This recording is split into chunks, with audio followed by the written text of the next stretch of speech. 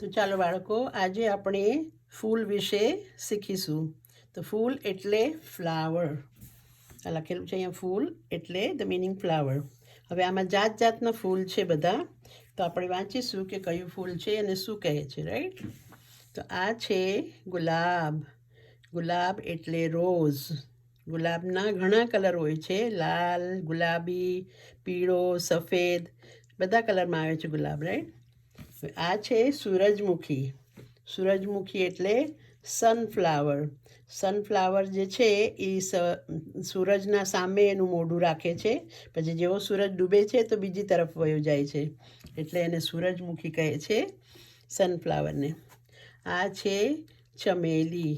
ચમેલીનું ફૂલ પણ બહુ સરસ હોય છે, સુંદર હોય છે, સફેદ કલરનું જ હોય છે અને એના અંદર બહુ સરસ સુગંધ આવે છે. ફ્રેગ્રન્સ બહુ એની સારી હોય છે ચમેલીની. ઓકે ને, ઓલવેઝ વ્હાઇટ કલરમાં જ હોય છે ચમેલી. આ છે ચંપો. ચંપાના ફૂલના અંદર જે છે પીળો કલર હોય છે અને આજુબાજુ પાંદડા એના સફેદ હોય છે, પંખડીયું. તો આ છે ચંપો, એને આઈ થિંક શેમેલિયા કહે છે. પછી આ છે જાસૂદ. જાસૂદનું ફૂલ પણ બહુ સુંદર લાગતું હોય છે ને એના પણ 2-3 કલર આવે છે, પણ વધારે કરીને જાસૂદ આ કલરનું જ હોય છે, ડાર્ક પિંક કલરનું. ઓકે, જાસૂદ પછી આપણે જોઈશું મોગરો. મોગરો ઇઝ અ જાસ્મિન. તો મોગરાના ફૂલના અંદર પણ બહુ સરસ સુગંધ આવતી હોય છે અને એ પણ સફેદ હોય છે. પહેલાં કળી જેવું હોય છે, પછી આહિસ્તા આહિસ્તા એ ફૂલે છે અને એકદમ સુંદર ફૂલ બની જાય છે, પાંખડીવાળું, રાઈટ? આ છે બારમાસી. બારમાસીનું ફૂલ છે એ હંમેશા 12 માસ તમને મળે છે, એટલે એને બારમાસી કહે છે. You can always see this flower. Okay, આ છે ગલગોટો. ગલગોટાને મેરીગોલ્ડ કહે છે. મેરીગોલ્ડ પીળા કલરનું હોય છે અને એ પણ બહુ સુંદર લાગતું હોય છે. તો આ છે ગલગોટો. આ છે તુલિપ.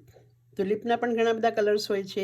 આમાં ફક્ત પિંક બતાવેલું છે આપણને, ગુલાબી, પણ એના પણ બધા કલર હોય છે ગુલાબના જેમ, રાઈટ? એટલે ટ્યુલિપની પણ એક જાત છે જેના અંદર ઘણા બધા કલર્સ હોય છે. ઓકે ને, એને પણ ટ્યુલિપ જ કહે છે મને લાગે.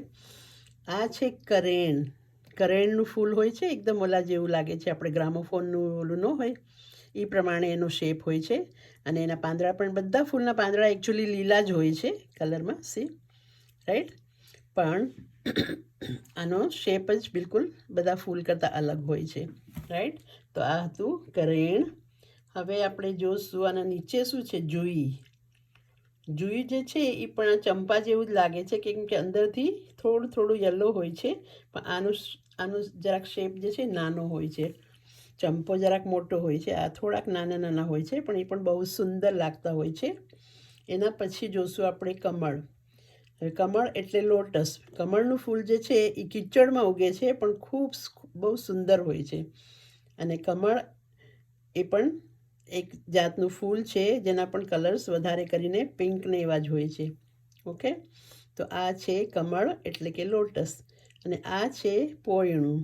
પોયણું ઇઝ અ વ્હાઇટ કલરનું છે, અંદર થોડુંક યલો હોય છે, એના પાંદડા થોડાક લાઇટ ગ્રીન હોય છે અને પોયણ એટલે કે લીલી, આપણે એને લીલી પણ કહી શકશું.